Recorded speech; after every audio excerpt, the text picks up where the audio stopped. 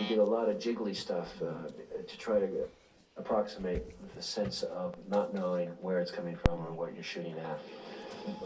Very documentary with a long lens, just panning fast, shooting from position to position, approximating your point of view, which changes radically moment to moment.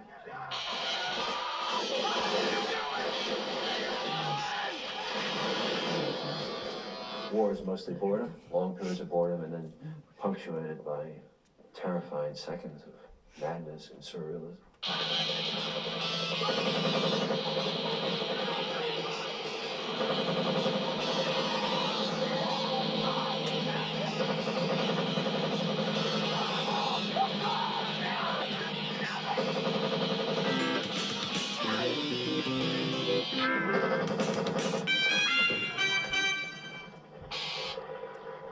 Apart from the better feeling I had and the great sympathy I had for the men who were fighting that war, the biggest single influence on me was the photography of Larry Burroughs.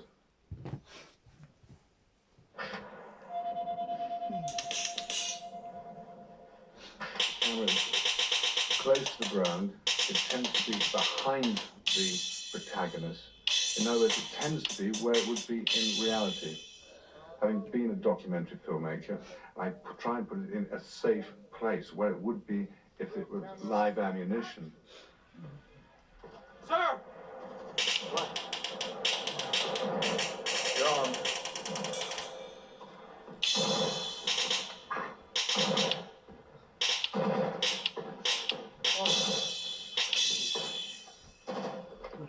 The Vietnam film is impossible to understand unless you have all this other background about the World War II combat film and the post-war celebration of the Second World War on screen.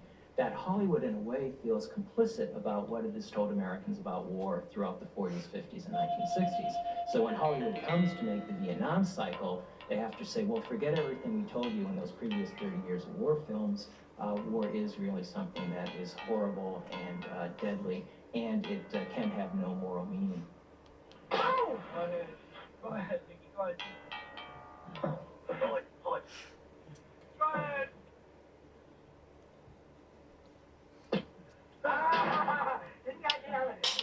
I wrote Platoon in 1976, before the Apocalypse Now and Deer Hunter came out.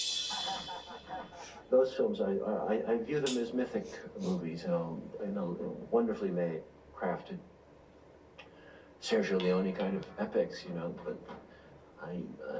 for me, they don't show the war that I knew. There's a fundamental irrealism about them.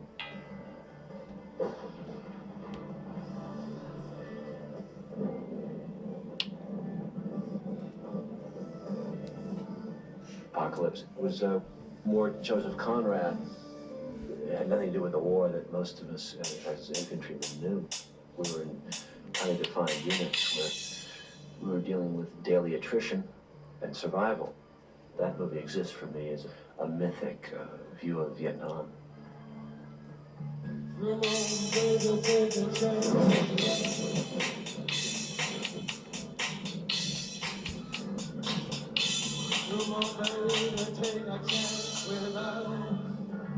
My film is not a movie. My film is not about Vietnam. It is Vietnam. The way we made it was very much like the way the Americans were in Vietnam. We were in the jungle. There were too many of us. And little by little we went insane. Train young men to drop fire on people, but their commanders won't allow them to write fuck. When Francis Ford Coppola stands up at the Cannes Film Festival with his hands outstretched and says, "I am Vietnam," I think that is a bit like Zanuck saying, "I want to be the home of the Second World War." I think Jim Karabatsos, who was there, wrote a very honest, a very direct version of the Vietnam experience. Okay, let's get ready. Let's take this flight. Steady forward, May 17th.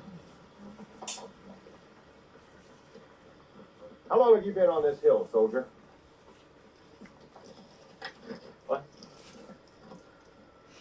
Hey, brother, How many times you been up and down this hill? What are you doing here? My job. Oh, shit. Down this hill. I ain't fucking that. Hey, word down at division is you guys can't take this hill. What do you have to say about that? In fact, Senator Kennedy says you guys don't have a chance at all.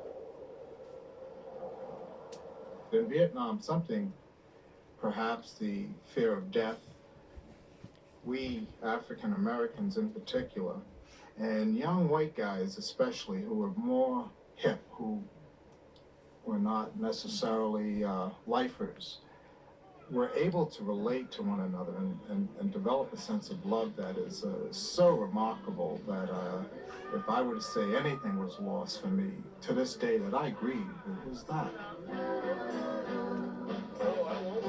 People say I'm the life of the party 'cause I tell a joke or two. Although I might be Beginning in the Second World War, and certainly throughout the 50s and on into the Vietnam cycle, one thing that the combat film represents is the American dream of equality, justice, and no class distinction.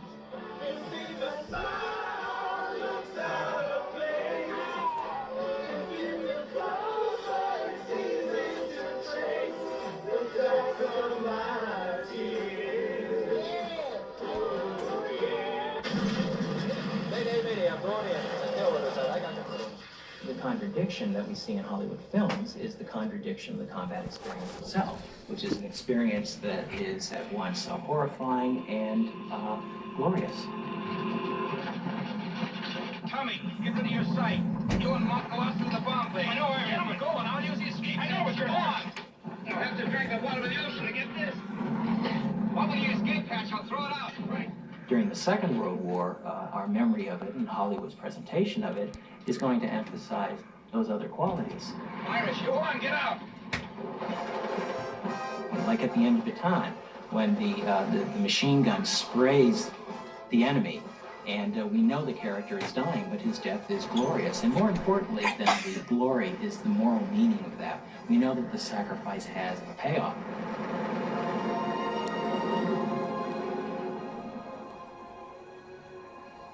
What's so terrifying about the Vietnam experience on film is that we see the death of these characters who we care about, and we know it has no moral payoff.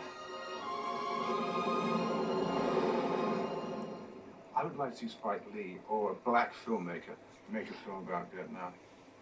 And until that is done, I think there's going to be a great void in the Vietnam genre.